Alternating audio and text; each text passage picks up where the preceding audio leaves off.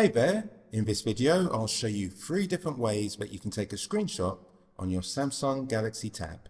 So let's go with the first one. What we do is swivel the tablet around so you can see the power button and volume down, and we'll press those together at the same time and watch the screen. You saw a quick flash there and it's taken the screenshot. We'll check these out shortly.